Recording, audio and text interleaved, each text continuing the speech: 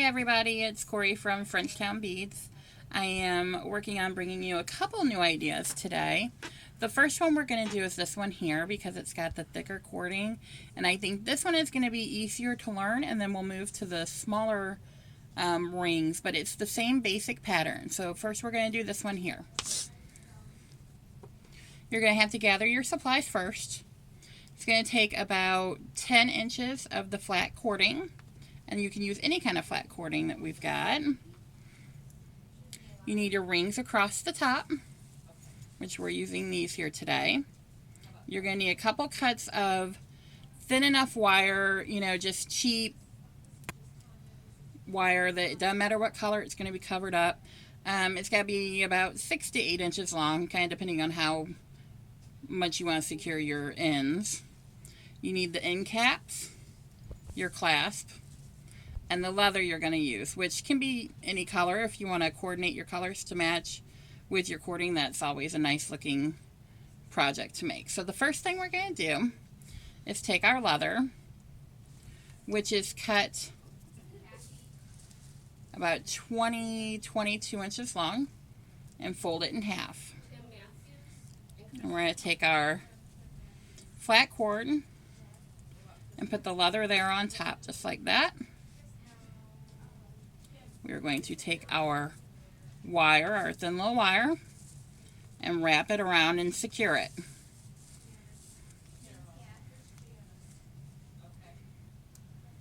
Get it good and tight on there. And that's how that's going to look.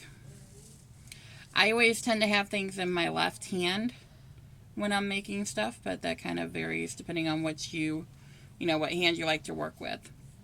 We're going to think of this as 3 sections. This is your first section, your second is the middle, and your third is the other side.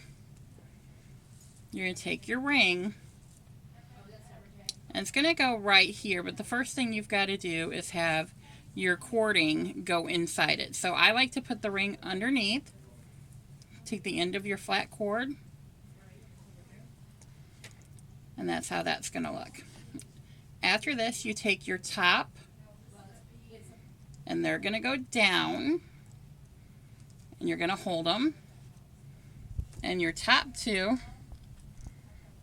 are going to go up, or your other sides are going to go up. So it kind of crisscrosses. Then you're going to take the end of your cord and come back up through the ring and kind of lock those 2 in place. See how they're crisscrossed there on the top? We're going to go to our next ring. So we lay it underneath. The cord goes through. The top ones come down and get held. The bottom 2 go up. Like that there. See how they're crisscrossed? You're going to take the end of your cording and bring it back through that ring, up and out, and lock those in place. So that's how it looks when you've got 2 in a row. Take your ring and you go underneath. Little flyaway, he doesn't want to do what I tell him to do. We're going to take the end here, go through your ring. Your top goes down, and your bottoms go up. Again with the flyaway. And then the end of your cording is going to come up and through that ring and lock those 2 into place. And then you move your next one. Most of these we have been doing have been about 6 rings long. The rings are on our website, FrenchtownBeads.com. And I believe they come in packages of 8. So if you need to make your bracelet a little bit longer, I think this would be really neat. And I haven't done it yet, but I think it'd be really neat if we made it into a necklace too.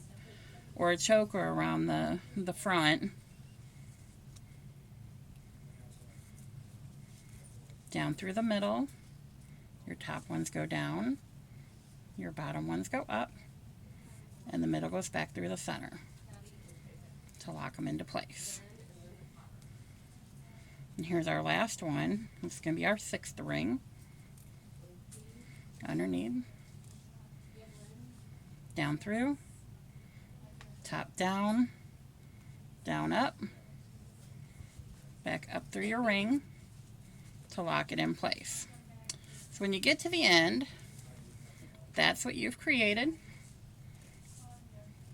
Pretty detailed for being so quick. We're gonna put our leather up on top of there on our cording. We are going to grab our thin wire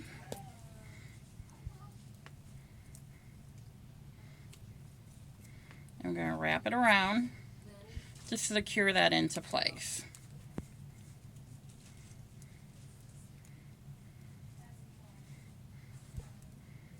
Just like that. I'm going to cut our ends off. So that's what you've got so far. Clean up our mess. We're going to take our E6000. These are our oval bead caps that we carry. These cover a variety of things. I really love these, but they have just been working perfect for our flat cording projects. We're going to put our E6000 on either side. Put that there. I'm going to trim a little bit more off of this one. I want to make sure that that oval cap is going to cover this wire, especially since we use bronze wire and a silver clasp. So that's that side. And go over here, put our E6000 in.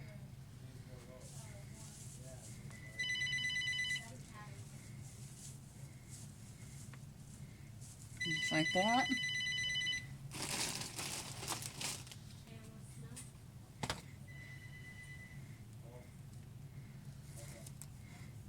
And there's like that. So now everybody knows that when I do tutorials, I usually don't put my clasp on because my ends are still drying. So on this one here, I've got, in our kits that went out, we've got this kind of clasp here. You're just going to attach it with a simple jump ring.